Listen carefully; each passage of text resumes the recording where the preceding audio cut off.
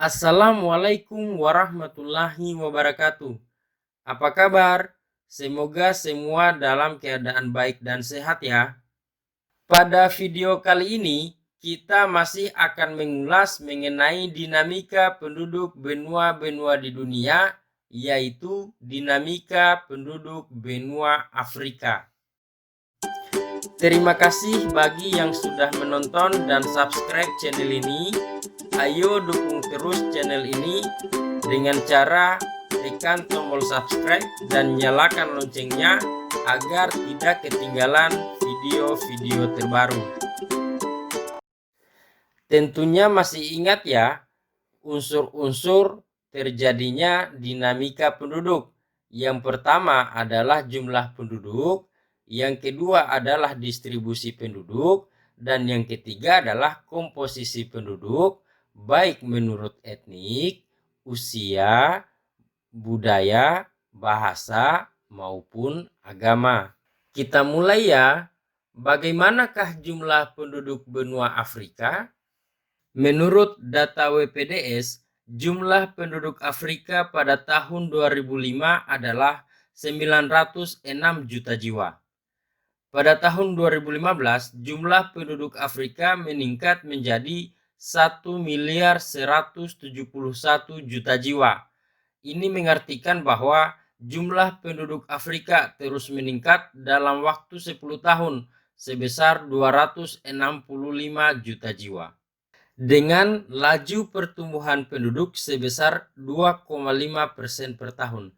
Hal ini sama dengan laju pertumbuhan penduduk benua Asia, yaitu sama-sama 2,5% per tahunnya. Besarnya angka pertambahan penduduk tersebut tidak terlepas dari tingginya angka kelahiran di Afrika yang mencapai angka 36 jiwa tiap 1000 penduduk. Sedangkan angka kematian penduduk Afrika juga besar, yaitu mencapai 10 jiwa tiap 1000 penduduk. Akan tetapi, angka kematian tersebut jauh di bawah daripada angka kelahiran.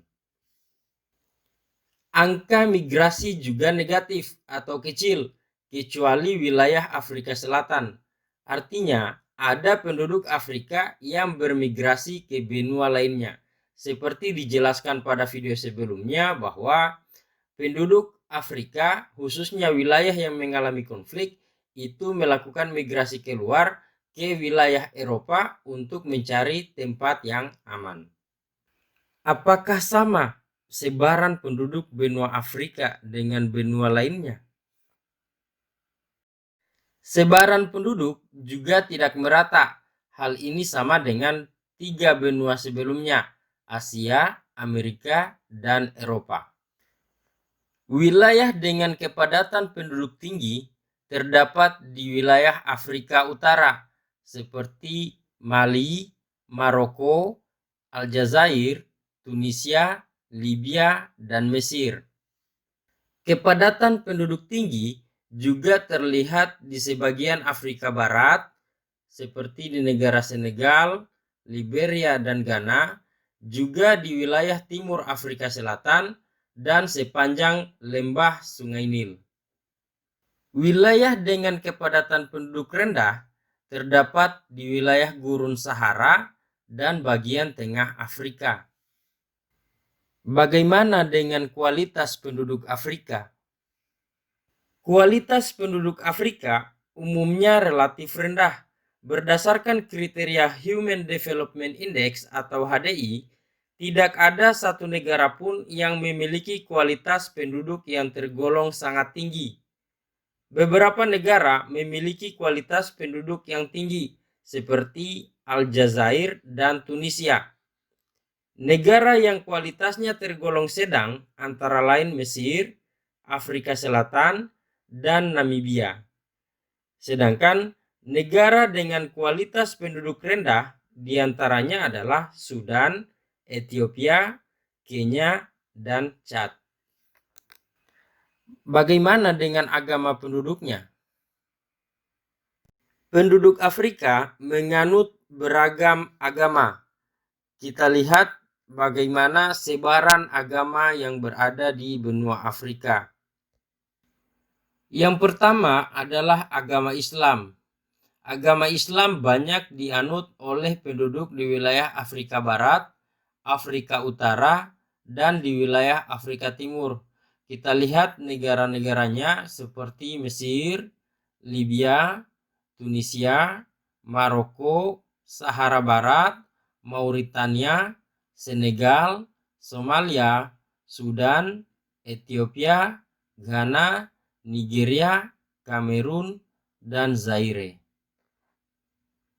Yang berikut adalah agama Kristen, banyak dianut oleh penduduk di kawasan Afrika Selatan, seperti di negara Namibia, Zambia, Rwanda, Afrika Tengah, Cape Verde, Swaziland, Zimbabwe, dan Lesotho.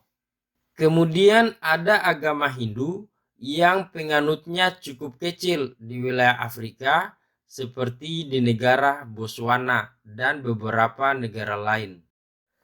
Ada agama Yahudi yang dianut oleh sebagian negara-negara Afrika, tetapi dengan presentasi kecil.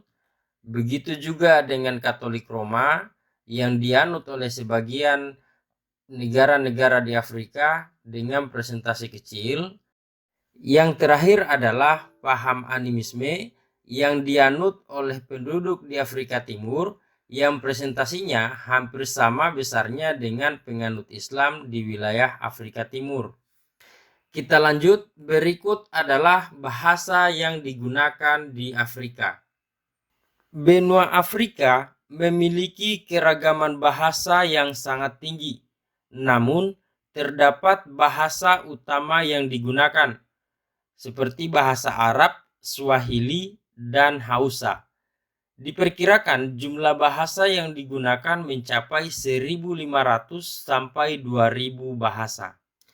Dari jumlah tersebut dikelompokkan menjadi 4, yaitu yang pertama adalah Afro-Asiatika, meliputi Afrika bagian utara, sekitar 200 bahasa. Yang kedua adalah Nilo-Saharan, mencakup wilayah tengah dan timur Afrika, sekitar 140 bahasa. Yang ketiga adalah Kongo-Saharan, mencakup 2/3 Afrika sebagai cabang utama dari Niger Kongo, mencapai 1.000 bahasa dengan 200 juta penutur.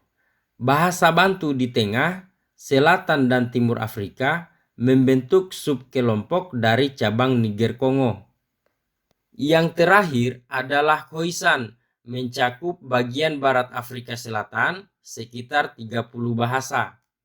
Lebih jelasnya, kita bisa lihat di gambar. Warna biru menandakan wilayah yang diliputi oleh bahasa Afro-Asiatik. Kemudian kuning itu adalah bahasa Nilo-Saharan. Kemudian ada warna merah dan orange menandakan Niger Kongo A dan B. Kemudian yang biru adalah Khoisan, dan yang terakhir adalah Austronesia di wilayah Malagasy atau Madagaskar. Kita beralih ke budaya penduduk Afrika. Budaya Afrika juga terlihat dalam karya seni, seperti karya seni rupa berupa ukiran kayu, kerajinan dari kulit, kerajinan patung yang biasanya menggunakan tema pasangan laki-laki dan perempuan, perempuan dan anaknya, laki-laki dengan senjata, ataupun binatang dan orang asing. Kemudian ada juga kerajinan alat musik. Untuk seni musik dan tari, penduduk asli Afrika menggunakan tradisi lisan yang berbeda dengan musik dan tari pendatang dari Arab. Penduduk asli khususnya di wilayah sub-Sahara menekankan pada nyanyian karena nyanyian berfungsi sebagai cara komunikasi. Di sini kita bisa lihat contoh karya tari dari Afrika.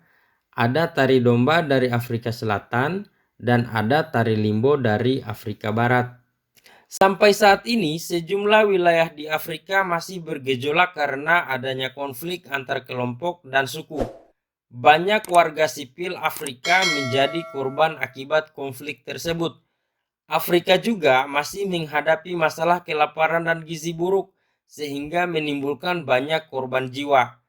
Kita patut bersyukur karena di Indonesia kondisinya jauh lebih baik, damai, dan aman. Kita juga sepatutnya membantu warga Afrika dengan doa dan bantuan lainnya dengan harapan Afrika semakin aman dan sejahtera. Amin. Terima kasih yang sudah menonton dan subscribe channel ini.